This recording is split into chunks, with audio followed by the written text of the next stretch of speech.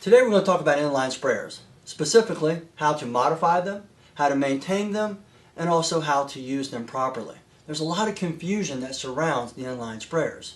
There's four major components, first of all. First of all, you have your tank, you have your gun, you have your handle, which has a DEMA valve, which will be very important later, and also you have your hose.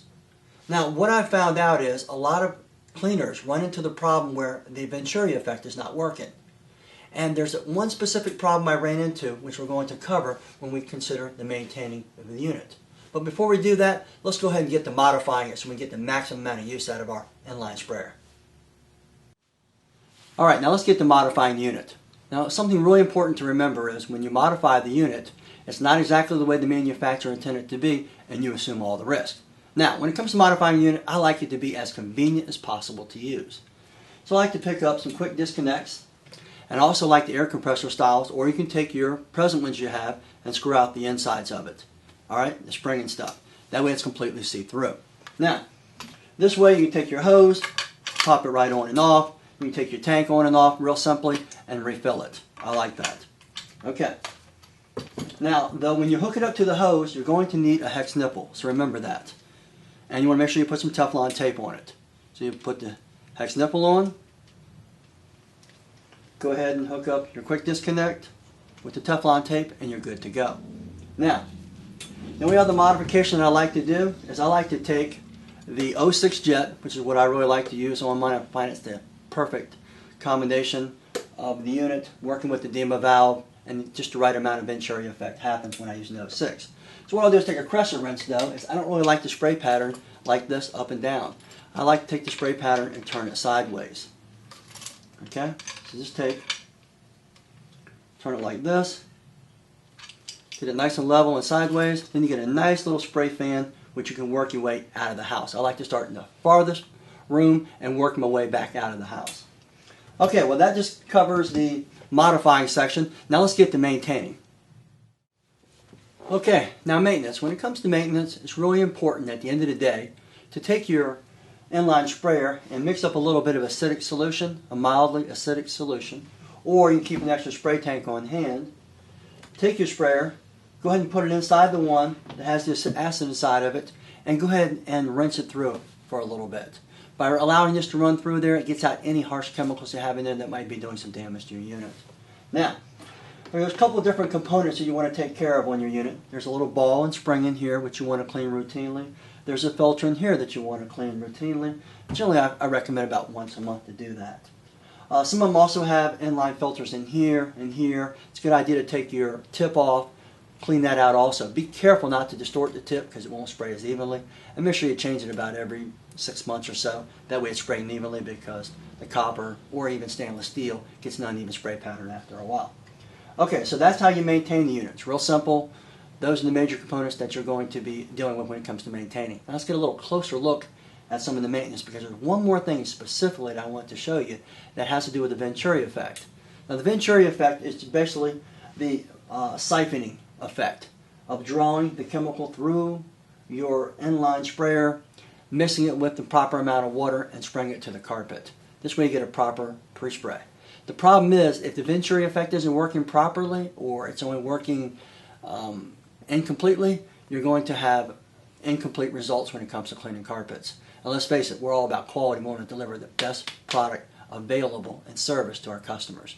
So make sure everything is maintained and it's working properly. Now, let me go and give you a little closer look at how to clean this filter, how to get in here with the ball and the spring, and lastly, how to take that DEMA valve apart to make sure your Venturi effect is working properly. Okay, to get started on maintaining of the unit, go ahead and pop your hose off where I mentioned where the ball and spring is up under here.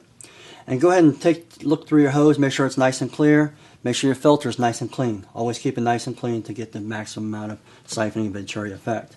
Then just take a little pair of pliers and unscrew the ball and the spring. Now be careful when you take this apart.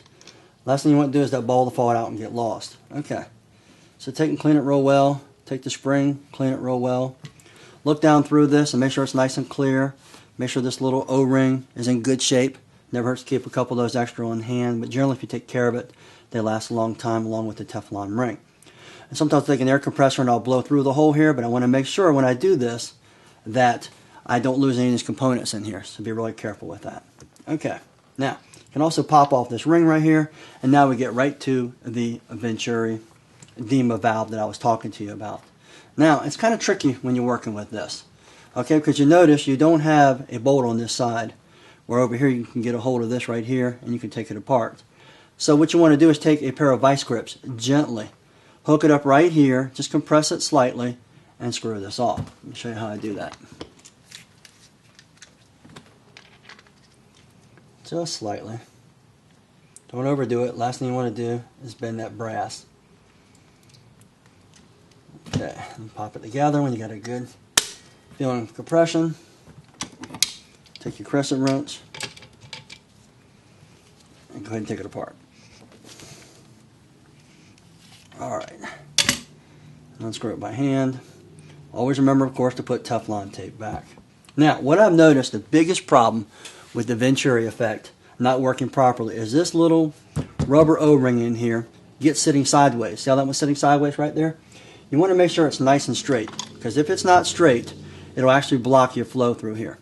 You also want to make sure the little O-ring in here is nice and clear all the way through. Now this one I can see light all the way through it, so it's really important. I like to give myself a little something small where I can go right through there and clean it out, knock out any chemicals or anything.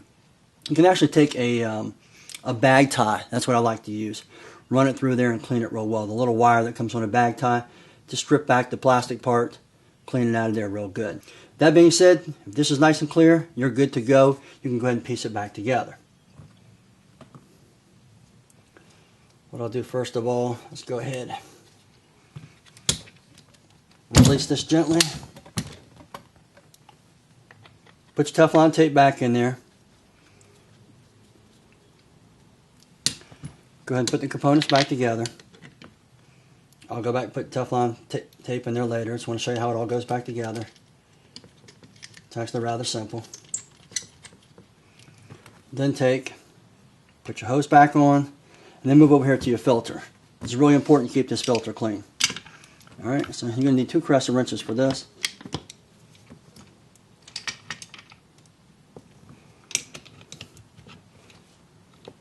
Go ahead and pop it apart.